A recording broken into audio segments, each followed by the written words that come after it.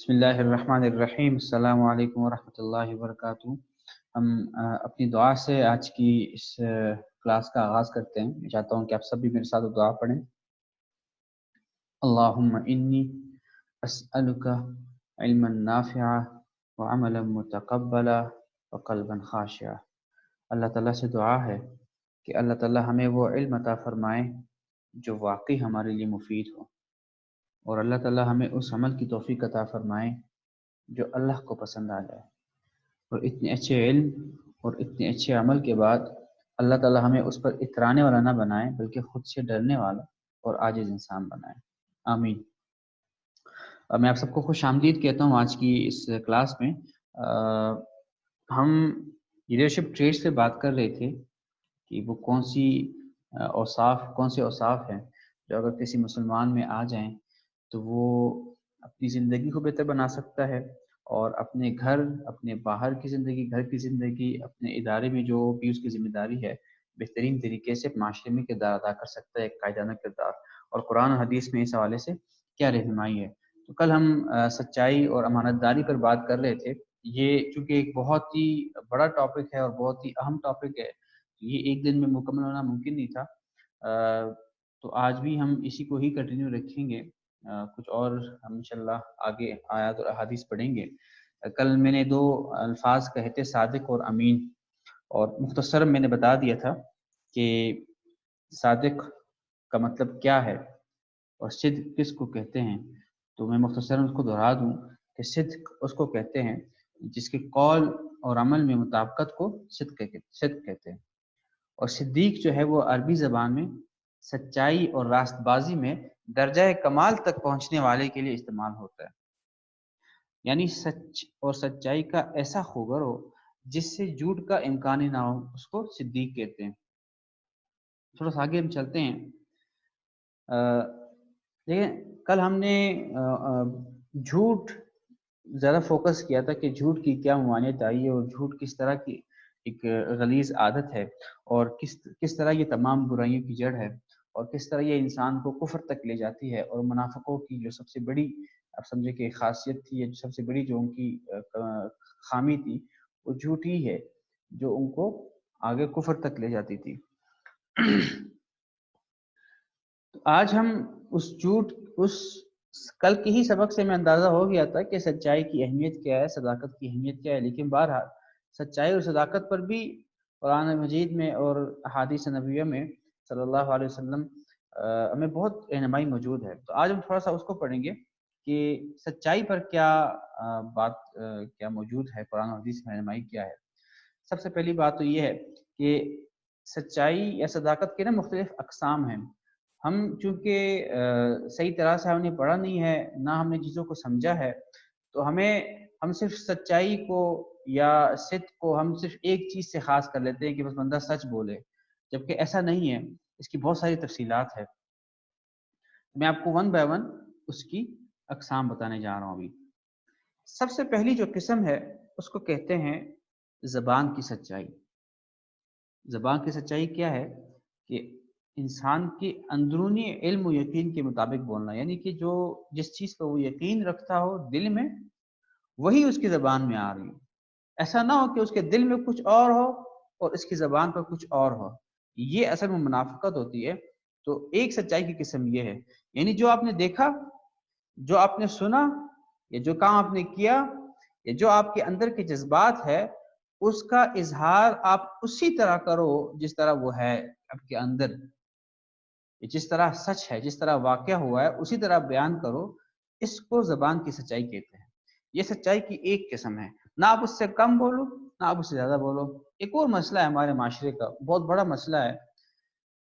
इस वक़्त मुसलमानों में बहुत बड़ा मसला है, हर जगह, चाहे वो प्रैक्टिसिंग मुस्लिम्स है या नॉन प्रैक्टिसिंग मुस्लिम्स है, जिसको हम कह सकते हैं।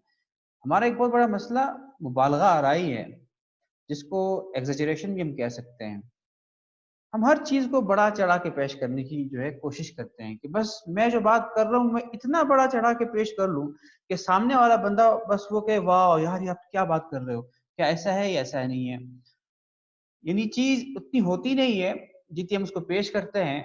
جب سامنے والے بندے کو یہ اندازہ ہو جاتا ہے کہ یار یہ چیز تو اتنی چھوٹی ہے جس کو یہ اتنا بڑا کر کے پیش کر رہا ہے، تو اس کے دل میں آٹومیٹیکلی آپ کی جو کریڈیبلٹی ہے، آپ کو جو وقار ہے، آپ کی جو حیثیت ہے، وہ کمزور ہو جاتی ہے آٹومیٹکلی، کیونکہ سامنے بندے کو اندازہ ہوتا ہے کہ یار یہ بندہ جو ہے نا یہ صحیح بات نہیں کرتا، یہ بات کو بہت بڑا چڑھا کے پیش کرتا ہے۔ تو جو مبالغہ آرائی ہے نا، یہ جھوٹ کی ایک قسم ہے۔ ایک چیز اتنی ہے ہی نہیں جتنی آپ اس کو کہہ رہے ہیں، تو ظاہر سی بات ہے جھوٹ ہے۔ تو ہم اس وقت مبالغہ آرائی میں بہت، ہم کسی کی تعریف کرتے ہیں تو اس کی اتنی تعریف کر لیتے ہیں کہ وہ پھر ہم خود مطلب بندہ خود سوچتا ہے کہ یار یہ اتنی اچھائی ہے اس میں، یا ہم کسی چیز کی تعریف کرتے ہیں تو ہم اس کی اتنی تعریف کرتے ہیں کہ بندہ خود حیران ہو جاتا ہے کہ یار یہ چیز اتنی اچھی ہے جس کی بندہ اتنی تعریف کر رہا ہے، تو جبکہ حالانکہ وہ چیز اتنی ہوتی نہیں ہے۔ یہ جھوٹ کی ایک قسم ہے۔ ایک اور مسئلہ اسی سے نکلتا ہے ہمارے ہاں معاشرے کا اس وقت، وہ یہ کہ ہم جب کسی انسان میں کوئی خامی دیکھتے ہیں یا کسی طبقے میں کوئی خامی دیکھتے ہیں تو ہم اس خامی کو بیان کرنے میں اتنا مبالغہ آرائی سے کام لیتے ہیں، اتنا بڑا چڑھا کے اس خامی کو بیان کرتے ہیں کہ اس طبقے کی یا اس انسان کی جتنی اچھائیاں ہیں نا وہ سب اس میں چھپ جاتی ہے۔ یہ جھوٹ کی بہت بڑی قسم ہے، بہت غلط جھوٹ، یہ بہت خطرناک قسم کی بات ہے۔ یا اگر ہم کسی کی اچھائی بیان کر رہے ہیں، اس کی ایک اچھائی اتنی بڑا چڑھا کے پیش کر لیتے ہیں اور اس کی ساری برائی ہم چھپا دیتے ہیں، تو ہم بحیثیت مسلمان، بحیثیت مومن، زبان کی سچائی یہی ہے کہ آپ بات اتنی کرو جتنی وہ بات ہے، اتنی نہیں کہ اس سے کسی آپ غلطی دیکھیں۔ اب مثال کے طور پر کوئی ایک ڈاکٹر اگر خراب ہے، کوئی ایک ڈاکٹر میں کوئی کمزوری آ گئی، اس نے کوئی غلطی کر لی، تو آپ یہ کہو نا کہ ایک ڈاکٹر نے یہ غلطی کی، اس نے یہ بات کی۔ اب یہ تو نہیں کہیں گے نا کہ یار پاکستان کے تمام ڈاکٹر جو بیوقوف ہو گئے، انہوں نے یہ کر دیا۔ یہ تو بہت ہی غلط بات ہے، یہ تو کھلم کھلا جھوٹ ہے۔ اسی طرح اس وقت ہمارا ایک اور بڑا مسئلہ یہ ہے کہ ہر طبقے میں چونکہ غلطیاں ہوتی ہیں، ہر طرح کے لوگ ہوتے ہیں، ہزاروں لاکھوں لوگ ہوتے ہیں۔ علماء کا طبقہ ہے پورا، مولویوں کا جس کا ہم طبقہ کہتے ہیں، اگر کسی مولوی سے کوئی غلطی ہو جائے تو بس پھر ہمارے ہاتھ وہ آ جاتا ہے اور ہم اس کو اتنا بڑا چڑھا کے پیش کر لیتے ہیں کہ ہم تاثر یہ دے رہے ہوتے ہیں کہ یار یہ مولوی تو ہے ہی ایسی، حالانکہ کتنی غلط بات ہے۔ ہم نے کسی ایک مولوی کو، دو مولویوں کو، تین مولویوں کو، 10 مولویوں کو غلط کرتے ہوئے دیکھا ہوتا ہے، لیکن ہم ہزاروں لاکھوں کے پورے طبقے کے، علماء کے طبقے کو ایسا نشانہ بناتے ہیں جیسے سب نے کیا ہو، یہ سمجھے بغیر، یہ جانے بغیر کہ کل کو ہم اللہ تعالیٰ کے سامنے اپنی ہر بات کا جواب دیں گے۔ ہم پچھلے 3-4 دنوں سے ہی تو پڑھ رہے ہیں کہ میرا ہر عمل کا تعلق اس بات سے ہو کہ اللہ تعالیٰ مجھے دیکھ رہا ہے اور مجھے اللہ تعالیٰ کو جواب دینا ہے اپنی ہر چیز کا۔ تو اللہ تعالیٰ ہمیں اس سے بچائے، اس مبالغہ آرائی کی اس نوست سے جو ہماری اپنی کریڈیبلٹی جو ہے وہ خراب کر دیتی ہے۔ دوسری قسم جو ہے سچائی کی، وہ عمل کی سچائی ہے۔ اس میں 3 چیزیں ہیں۔ سب سے پہلی چیز اس میں ہے کہ آپ کا جو اندرون ہے نا، آپ کے علم کا جو یقین، آپ کے اندر جو آپ کے دل کا جو یقین ہے نا، آپ عمل بھی اس کے مطابق کرو۔ ایسا نہ ہو کہ آپ کے دل میں کوئی ایک بات ہو، آپ کے یقین کسی ایک بات پر پختہ ہو، یا آپ ذہن میں کوئی ایک بات سوچ رہے ہو لیکن آپ کا عمل اس کے بالکل خلاف ہو، یہ بھی منافقت ہے۔ دوسری قسم اس کی یہ ہے کہ آپ جو وعدہ کریں، جو بات آپ کریں، آپ کا عمل اس کے مطابق ہو۔ اور تیسری بات یہ ہے کہ آپ اندر سے اور باہر سے سیم ہو، یہ نہ ہو کہ آپ اندر سے باہر سے کچھ اور ہو۔ اب میں کچھ احادیث ابھی بتاؤں گا کہ احادیث میں اس بارے میں کیا چیز ذکر ہے۔ پہلی چیز جو تھی کہ اندرون علم و یقین کے مطابق عمل کرنا۔ اللہ تعالیٰ فرماتے ہیں سورہ الحجرات میں، اعوذ باللہ من الشیطان الرجیم، بسم اللہ الرحمن الرحیم، انما المؤمنون الذين آمنوا بالله ورسوله ثم لم يرتابوا وجاهدوا بأموالهم وأنفسهم في سبيل الله أولئك هم الصادقون۔ ایمان لانے والے تو وہ ہے جنہوں نے اللہ اور اس کے رسول کو دل سے مانا ہے، یعنی کیا؟ اس کے اندر جو یقین ہے دل میں، انہوں نے دل سے تو مان لیا، پھر کسی شک میں نہیں پڑے، اور جنہوں نے اپنے مال و دولت اور اپنی جانوں سے اللہ کے راستے میں جہاد کیا ہے، وہی لوگ ہیں جو سچے ہیں۔ یہاں اللہ تعالیٰ نے صداقت بیان کر دی ہے، ہم الصادقون۔ صادق کون ہے؟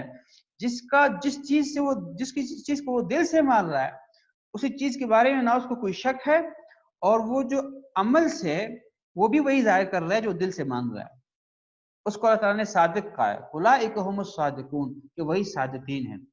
آگے ایک اور سورۃ البقرہ کی یہ آیت ہے، اعوذ باللہ من الشیطان الرجیم، ليس البر أن تولوا وجوهكم قبل المشرق والمغرب ولكن البر من آمن بالله واليوم الآخر والملائكة والكتاب والنبيين وآتى المال على حبه ذوي القربى واليتامى والمساكين وابن السبيل والسائلين وفي الرقاب وأقام الصلاة وآتى الزكاة والموفون بعهدهم إذا عاهدوا والصابرين في البأساء والضراء وحين البأس أولئك الذين صدقوا وأولئك هم المتقون۔ اللہ تعالیٰ فرما رہے ہیں سورۃ البقرہ میں کہ پوری نیکی بس یہی تو نہیں ہے کہ اپنے چہرے مشرق یا مغرب کی طرف کر لو، بلکہ نیکی یہ ہے کہ لوگ اللہ پر، آخرت کے دن پر، فرشتوں پر اور اللہ کی کتابوں اور اس کے نبیوں پر ایمان لائیں، اور اللہ کی محبت میں اپنا مال رشتہ داروں اور یتیموں، مسکینوں، مسافروں اور سائلوں کو دیں، اور غلاموں کو آزاد کرانے میں خرچ کریں، اور نماز قائم کریں اور زکوٰۃ ادا کریں۔ اب یہاں پہ وہی بات آ گئی اس کی ہم آج ہم ذکر کر رہے ہیں، اور اپنی بات کے پکے ہوتے ہیں، یعنی کہ جب کوئی عہد کر لیں تو اپنے عہد کو پورا کرنے کے عادی ہوں۔ یہ اللہ تعالیٰ یہ صفات بیان کر رہے ہیں، اور تنگی اور تکلیف میں اس جنگ کے وقت صبر و استقلال کے خوگر ہوں، ایسے لوگ ہیں جو سچے کہلانا کے مستحق ہیں، اور یہی لوگ ہیں جو متقی ہیں، یہی لوگ جو متقی ہیں اور یہی لوگ سچے ہیں۔ یہاں اللہ تعالیٰ نے فرما دیا کہ جو عہد کرتے ہیں، جو اپنی زبان سے کہتے ہیں، اس کو پورے کرنے کے عادی ہوتے ہیں۔ ایسا نہ ہو کہ کسی ایک دن کر لیا کسی دن نہیں کیا، اس کے عادی ہوتے ہیں، وہ ان کی عادت بن جاتی ہے، وہ ان کی طبیعت کا حصہ بن جاتا ہے۔ اور جو تیسری قسم ہے جو میں نے کہا تھا کہ ظاہر اور باطن ان کا ایک ہو، اس حوالے سے رسول اللہ صلی اللہ علیہ وسلم کی ایک حدیث ہے جس میں رسول اللہ صلی اللہ علیہ وسلم ایک دعا مانگا کرتے تھے، ہم بھی یہ دعا مانگے کہ اللہم اجعل سریرتی خیرا من علانیتی واجعل علانیتی صالحہ، اللہم انی اسألک من صالح ما تؤتی الناس من المال والاہل والولد غیر ظالم ولا مضل۔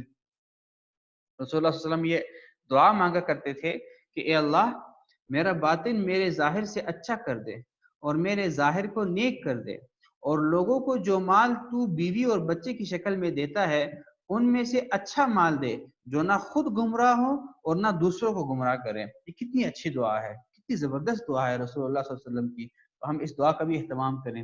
یہی وہ چیز ہے کہ میرا ظاہر میرے باطن سے اچھا ہو، میرا باطن میرے ظاہر سے اچھا ہو، یعنی انسان کے اندر جو چیز ہوگی نا وہی باہر آئے گی۔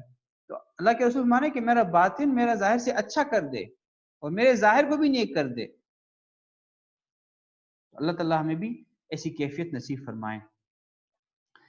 یہاں بھی ایک اور بڑا مسئلہ ریاکاری کا، کہ ظاہر اور باطن کی یکسانیت سے میری مراد یہ ہے کہ ایسا نہ ہو، یہ ایک آپ نے سنا ہوگا کہ ایک شخص مسجد میں کھڑا تھا، ایک لطیفہ تھا، نماز پڑھ رہا تھا، پیچھے دو لوگ بیٹھے ہوئے تھے، وہ گفتگو کر رہے تھے کہ یہ دیکھو یہ جب بھی آتا ہے یہ اتنی لمبی لمبی نمازیں پڑھتا ہے، اور یہ جب سجدے میں جاتا ہے تو پھر اٹھنے کا نام ہی لیتا۔ تو یہ شخص سن رہا ہوتا ہے، اور یہ ان لوگوں کو دکھانے کے لیے اپنی نماز لمبی کر رہا ہوتا ہے، اور تھوڑی دیر بعد کہتا ہے کہ میں روزے سے بھی ہوں، نماز بھی کہتا ہے ان کو کہ میں روزے سے بھی ہوں۔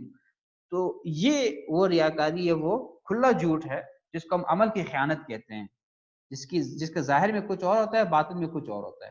اللہ تعالیٰ ہمیں ایسی حالت سے بچائے۔ تیسری جو سچ کی قسم ہے، دو سچ کی اقسام میں نے بتا دی، ایک زبان کی سچائی، دوسری عمل کی سچائی، اور تیسری قسم ہے نیت کی سچائی، یعنی جس قول و عمل کی وجہ سے وہ اللہ تعالیٰ کا قرب اور رضا تلاش کرتا ہے، اس میں اللہ تعالیٰ کی رضا کے سوا کوئی بھی مقصد پیش نظر نہ ہو. اس کو ہم اخلاص بھی کہتے ہیں. اخلاص بھی سچائی کی ایک قسم ہے، نیت کی سچائی،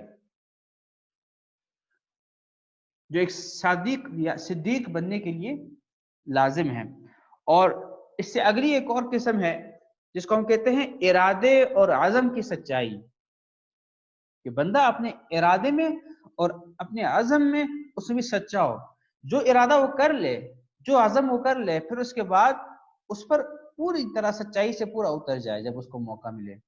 اللہ تعالیٰ سورہ محمد میں آیت نمبر 20 سے آیت نمبر 23 میں فرما رہے ہیں اعوذ باللہ من الشیطان الرجیم وَيَقُولُ الَّذِينَ آمَنُوا لَوْلَا نُزِّلَتْ سُورَةٌ فَإِذَا أُنزِلَتْ سُورَةٌ مُحْكَمَةٌ وَذُكِرَ فِيهَا الْقِتَالُ رَأَيْتَ الَّذِينَ فِي قُلُوبِهِم مَّرَضٌ يَنظُرُونَ إِلَيْكَ نَظَرَ الْمَغْشِيِّ عَلَيْهِ مِنَ الْمَوْتِ فَأَوْلَىٰ لَهُمْ طاعة وقول معروف فإذا عزم الأمر فلو صدقوا الله لكان خيرا لهم فهل عصيتم إن توليتم أن تفسدوا في الأرض وتقطعوا أرحامكم أولئك الذين لعنهم الله فأصمهم وأعمى أبصارهم صدق الله العلي العظيم. اللہ تعالیٰ فرما رہے ہیں ان آیات میں ان لوگوں کے بارے میں جن یہ چیز سمجھانے کے لیے کہ ارادے اور عزم کی سچائی سے مطلب کیا ہے.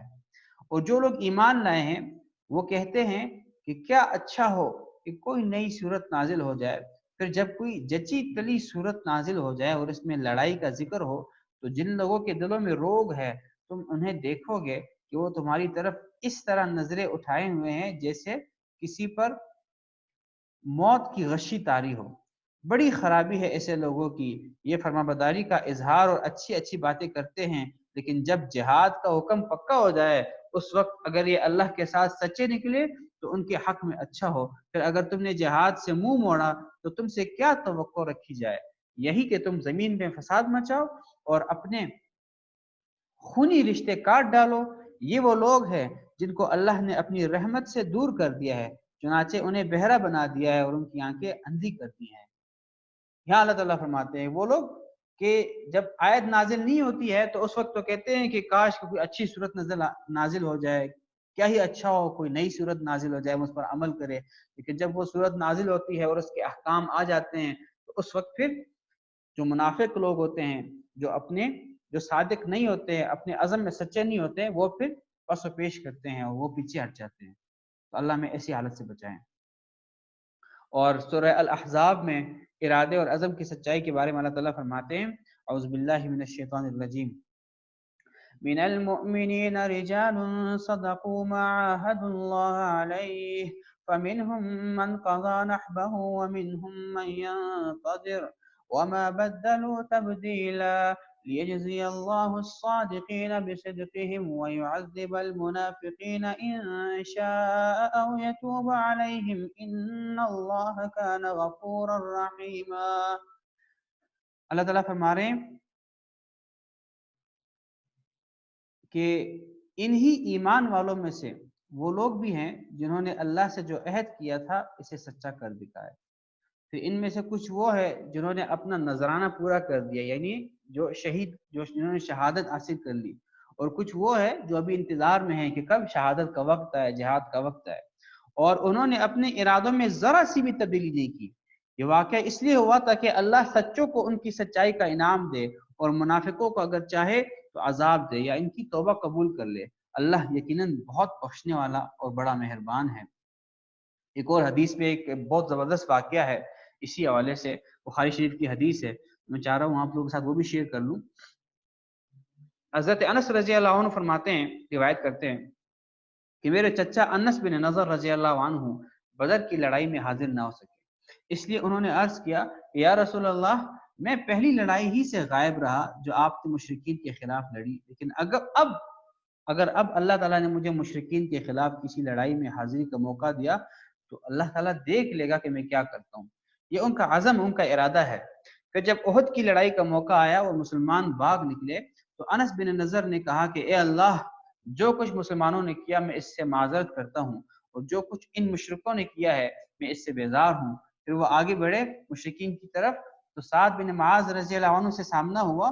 ان سے انس بن نضر رضی اللہ عنہ نے کہا، اے سعد بن معاذ، میں تو جنت میں جانا چاہتا ہوں، اور نظر یعنی ان کے باپ کے رب کی قسم، میں جنت کی خوشبو احد پہاڑ کے قریب پاتا ہوں۔ سعد رضی اللہ عنہ نے کہا کہ یا رسول اللہ صلی اللہ علیہ وسلم، جو انہوں نے کر دکھایا ہے اس کی مجھ میں ہمت نہ تھی۔ سعد خود کہہ رہے ہیں کیا کیا انہوں نے؟ حضرت انس رضی اللہ عنہ فرماتے ہیں انہوں نے بیان کیا کہ اس کے بعد جب انس بن نضر رضی اللہ عنہ کو ہم نے پایا تو تلوار، نیزے اور تیر کے تقریباً 80 زخم ان کے جسم پر تھے، وہ شہید ہو چکے تھے۔ مشرکوں نے ان کے اعضاء، ان کے بدن کے اعضاء کاٹ دیے تھے، اور کوئی شخص انہیں پہچان نہ سکا تھا، صرف ان کی بہن انگلیوں سے انہیں پہچان سکی۔ انس رضی اللہ عنہ بیان کرتے ہیں کہ ہم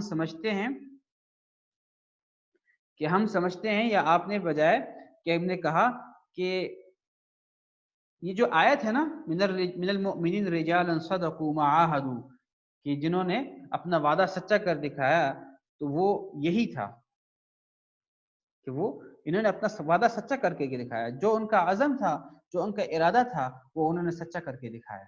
اللہ تعالیٰ ہمیں بھی ایسا ایمان عطا فرمائے کہ ہم اپنے ارادے، اپنے جو عزم ہمارے دلوں میں ہیں، ہم اس کو سچا کر دکھائیں۔ یا اگر ہم نے عزم کیا، ہم نے ارادے کیے ہیں کہ ہم رمضان کو بہترین طریقے سے گزاریں، اور پھر اس کے بعد ہمارا پورا سال اسی طرح سے گزرے، اللہ تعالیٰ ہمیں اپنے اس ارادے اور اس عزم میں سچا ثابت کرے۔ پھر آخری قسم وہ طلب کی سچائی ہے۔ طلب کی سچائی کا مطلب یہ ہے کہ انسان جس چیز کی طلب کر رہا ہو اس کے لیے جو وسائل اختیار کرنے کی ضرورت ہو، یا جس طرح کی کوشش کرنے کی ضرورت ہو، انسان وہ اختیار کرے۔ ایسا نہ ہو کہ انسان طلب تو کر رہا ہو لیکن اپنے گھر میں بیٹھا ہو، اپنے ہاتھ پہ ہاتھ بھرا بیٹھا ہو، یہ طلب میں سچا نہیں ہو بندہ۔ یعنی ایک انسان کی خواہش ہے اللہ تعالیٰ اس کو اولاد دے، لیکن شادی وہ کر ہی نہیں رہا، یہ تو طلب کا جھوٹا ہے، تو سچا تو نہیں ہے۔ یا کوئی انسان بہترین اخلاق کا طالب ہو، بہترین اوصاف کا طالب ہو، جیسے ہم ہیں، اللہ تعالیٰ ہمیں بہترین اخلاق کا طالب بنائیں، لیکن ان کو حاصل کرنے کی جو کوشش چاہیے وہ نہ کرے، اللہ ہمیں ایسا نہ بنائے، تو وہ بھی طلب کا جھوٹا ہے، طلب میں سچا نہیں ہے۔ اللہ تعالیٰ ہمیں طلب میں سچا بنائے۔ تو صداقت کا خلاصہ میں نے بیان کر دیا آپ کے سامنے کہ صداقت میں 5 اس کی اقسام ہیں: زبان کی سچائی، عمل کردار کی سچائی، نیت کی سچائی، عزم کی سچائی، اور طلب کی سچائی۔ اب آپ سمجھ گئے ہوں گے کہ صادق کون ہوتا ہے، جس کو ہم صدیق کہتے ہیں وہ کون ہوتا ہے۔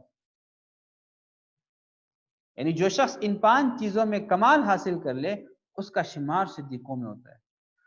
اللہ تعالیٰ ہمیں بھی توفیق عطا فرمائے کہ ہمارا شمار بھی صدیقوں میں ہو جائے۔ ایک بات ہے قرآن مجید کی اور رسول اللہ صلی اللہ علیہ وسلم کی احادیث کی۔ دیکھیں ہمارے ہاں معاشرے میں ایک اور بھی لوگوں کا مزاج بن چکا ہے، کچھ لوگوں کا، کہ وہ ہمیشہ اس بات کو اہمیت دیتے ہیں جو بہت ہی مشکل باتیں ہوں، اور بعض اوقات آدھی بات سمجھ آ جاتی ہے، آدھی بات سمجھ نہیں آتی، اور وہ کہتے ہیں واہ واہ کیا بات کر دی، آدھی باتوں کو سمجھ ہی نہیں آئی ہوتی ہے، اور جب کوئی بندہ کوئی مشکل بات کرتا ہے تو ہم سمجھتے ہیں کہ یار یہ بہت اہم بات اس نے کی ہے، کہ ایسا نہیں ہے۔